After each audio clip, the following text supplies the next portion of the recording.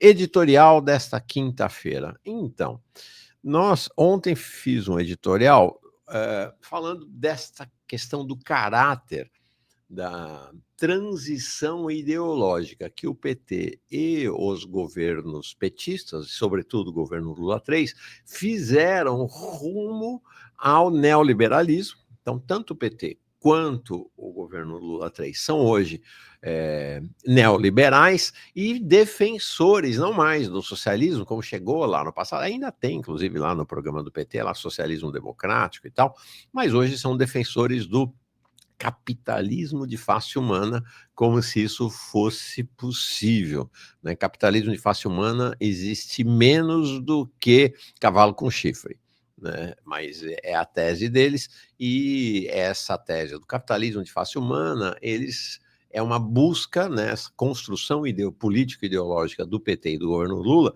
é dizer o seguinte: ó, nós somos neoliberais. Eles não dizem isso, pelo amor de Deus, jamais vão dizer, mas eles se apresentam como um neoliberalismo soft, como se fosse um social-democrata de direita.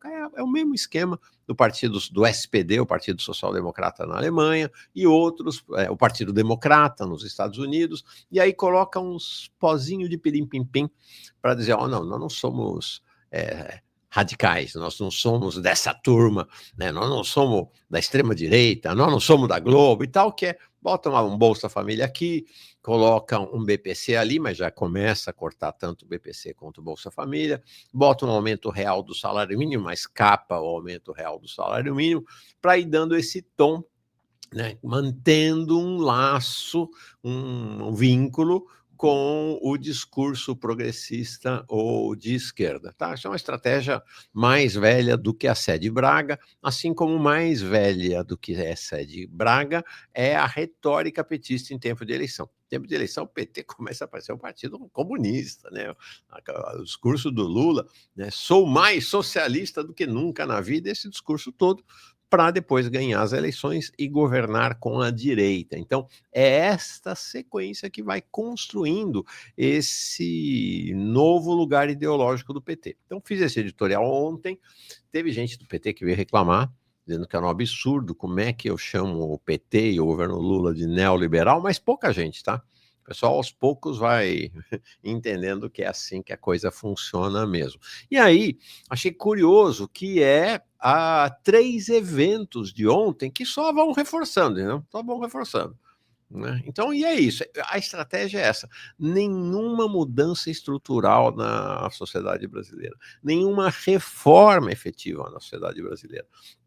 Programas, políticas públicas de caráter essencialmente assistencial para disfarçar, para amenizar, para fazer de conta que o governo tem ali um vínculo social-democrata, um vínculo com a população. Como eu disse, pé de meia aqui, mas já pé de meia sob risco, se criar problema para arcabouço fiscal, né, Bolsa Família ali, né, e assim vai. Né? E assim vai aqui e ali. Esses pingos de programas, políticas públicas de caráter, sobretudo assistencial, mas mudança estrutural mesmo, zero.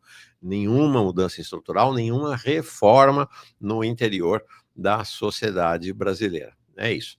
Não é à toa que foi tão fácil reverter, né, todas esses aspectos, né, essas iniciativas dos governos petistas, quando veio Temer e depois quando veio Bolsonaro. Olha a diferença. Alguém que de fato mudou com a estrutura do Brasil, Getúlio Vargas, mudou radicalmente a estrutura do Brasil, e depois que ele foi derrotado e foi levado ao suicídio, as classes dominantes brasileiras que vinham tentando o golpe de Estado, que acabaram dando o golpe em 64, então Getúlio suicidou-se em 54, ok? 64, 74, 84, 94. Demorou mais ou menos 40 anos para conseguirem, de fato, fazer um ataque à construção, à edificação getulista, que havia mudado a estrutura do país. Quando? Com Fernando Henrique Cardoso. E esse processo continua até hoje, né? Depois Temer, com a contra-reforma trabalhista, né? E agora o governo Lula 3. Mas até hoje, as mudanças estruturais de Getúlio na sociedade brasileira, você pode encontrar, né, a presença delas. A própria CLT, que não está completamente revogada ainda. Tá? Se você olha para os governos do PT, não tem isso, né?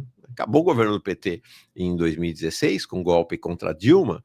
Em 2018, 19 e 20 já tinha acabado, não? Já tinha acabado esses traços das políticas públicas assistenciais do governo PT. Então é importante reter onde está a essência, onde está o núcleo central do governo. E o núcleo central do governo está nas ações concretas e na estrutura, na aliança de classes que sustenta o governo. Aí, ontem foi muito exemplar desse ponto de vista, com duas medidas, 2 anúncios e um não anúncio. Então vamos lá. Primeiro anúncio. Tá? O primeiro anúncio de ontem, que me chamou muito a atenção, é esse aqui. Não sei se você está sabendo, mas ontem o Senado aprovou, por iniciativa do governo, não é uma iniciativa da direita, tá? Não é iniciativa do PL, não é iniciativa da bancada da bala, não é nada disso, é iniciativa do governo. A articulação no Senado foi feita em conjunto por esse que vocês estão vendo aí, o ministro da Defesa, o golpista José Múcio, em conjunto com um dos sujeitos mais à direita do Senado Federal, que não por acaso é o líder do governo na Câmara não, desculpa, o líder do governo no Congresso, que é o senador Randolph Rodrigues, do PT do Amapá, que está felicíssimo, né? Ele ganhou uma parte do presente, né, da margem equatorial, que o Alcolumbre ganhou 95%, sobrou ali um tantinho, 5% para o Randolph. Ele está felicíssimo com ele. É um dos sujeitos mais à direita do Senado Federal hoje. Então, nesta articulação do projeto governamental e com a articulação conjunta do Múcio com o Randolph, foi aprovado ontem no Senado Federal que as Forças Armadas estão fora do arcabouço fiscal. Olha que interessante, 30 bilhões para as Forças Armadas fora do arcabouço fiscal. Veja essa questão da lógica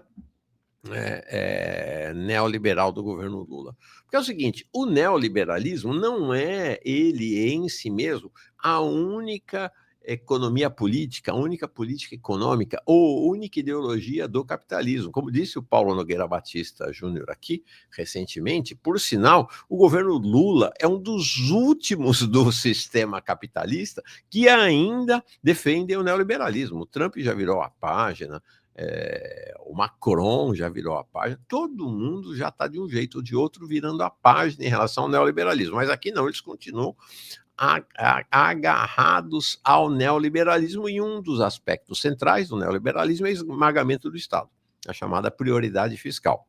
A gente tem falado disso aqui sistematicamente no canal Jones Manuel. Só que, para toda regra há exceções. E quais são as exceções nesse garrote fiscal do Estado? As exceções são para eles que mandam no país. As exceções são para os rentistas, não tem arcabouço fiscal, ou seja, não tem teto de gastos para o pagamento dos juros dos títulos da dívida, e o governo vai abrindo exceções ao arcabouço, que favorecem sempre o andar de cima, ou quem tem poder, ou quem tem arma. Então, no caso, está aberta a exceção para as Forças Armadas. É certo entregar dinheiro para as Forças Armadas? Certíssimo.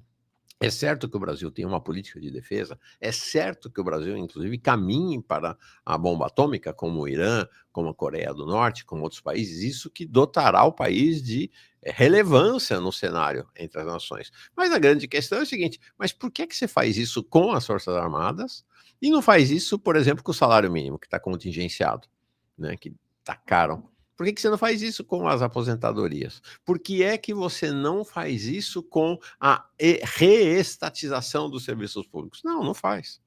Entendeu? Então é aqui e ali para aqueles ou amigos do poder ou aqueles que de fato mandam no país. Então ontem foi um evento importante e mais uma vez revelador do caráter do governo e do PT, porque foi uma ação conjunta de um ministro com o líder do governo no Congresso, do PT, o Zé Múcio não é petista. Então, esse foi o primeiro fato de ontem sobre esse cara. O segundo fato é esse aqui, chocante. Não tem mais Eletrobras. É incrível. Da mesma maneira como lá no passado, no governo FHC, quando tentaram a privatização da Petrobras, a ideia era mudar o nome para Petrobrax, né, no processo da privatização, em vez de S, X no final, e foram derrotados. Agora, com a vitória deles na privatização da Eletrobras, ontem foi anunciado que não tem mais Eletrobras, é Axia Energia. Engraçado como essa turma gosta de um X, né? Petrobrax, Axia, né? Então é Axia Energia a partir de agora. E aí, Mauro, por que você está pondo o governo Lula com essa história? Porque a privatização da Eletrobras, importante que se diga, ela é uma obra conjunta, né? É uma demanda, uma articulação de muitos e muitos anos, mas ela foi efetivada como uma obra conjunta dos governos Bolsonaro e Lula. Lula. Por quê? Primeiro, porque Lula não cumpriu a promessa de campanha de restatizar a Eletrobras. Então, ele topou a privatização. Mas pior do que isso é que a assinatura, o chamego final, a concretização final do contrato da privatização da Eletrobras aconteceu durante o governo Lula, naquele acordo, ó, presta atenção, hein? No acordo que foi conduzido por este que estão dizendo que, se for indicado a ministro do Supremo, Jorge Messias, como um progressista, bom, tudo bem, né? Essa é a lógica progressista, efetivamente. Acordo que foi costurado pelo Jorge Messias e que acabou. O governo brasileiro não tem mais como contestar a privatização, juridicamente, a privatização da Eletrobras. É só nós, é só o povo brasileiro na rua que poderá reverter. Do ponto de vista do trâmite jurídico institucional, acabaram-se todas as alternativas. A pá de cal na ideia de uma Eletrobras estatal foi dada pelo governo Lula e é este Jorge Messias que vai lá para o STF. Conforme me relatou a Clarice Ferraz, né, uma dos maiores especialistas em energia, está sempre aqui com a gente, né, o Jorge Messias é absolutamente inconfiável. Nenhuma das palavras sustentadas por ele, dos acordos feitos com os sindicalistas neste processo, que levou à última pá de cal na privatização da Eletrobras, ele respeitou. Então, é isso. Então, é obra do governo Lula. Então, dinheiro para as Forças Armadas, Eletrobras, mas tem mais, tem mais. Ontem foi um dia muito exemplar desse ponto de vista. Vocês estão vendo aí o Fernando Haddad. Então, eu já falei ontem aqui. Eles estão fazendo aquele pacote, então, que começou lá atrás, em julho, com a MP do IOF, foi derrotado, mudou, blá, blá, blá, né? E aí eles foram construindo o pacote que é botar o pé de meia para dentro do piso constitucional da educação e, na prática, acabar com o piso constitucional da educação, sufocar os pescadores artesanais, praticamente extinguindo o seguro-defeso, sufocar, né, os trabalhadores adoentados, com essa restrição brutal ao auxílio-doença. Então, isso tudo foi derrotado, tá? Não está vigindo nesse momento.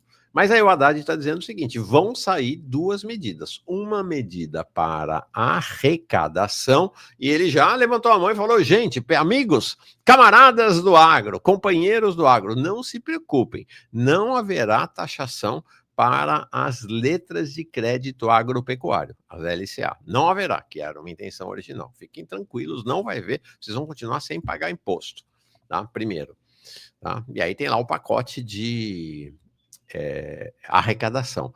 Agora, tem o pacote de despesas. Ninguém sabe qual é o tal pacote de corte de despesa. Eles não, está trancado a sete chaves, apesar dele ter dito várias vezes nos últimos dias que ia dizer qual era o pacote. O que, eu não sei quanto a você, mas quanto a mim, eu coloco as barbas, barba ralinha, mas coloco as barbas de molho.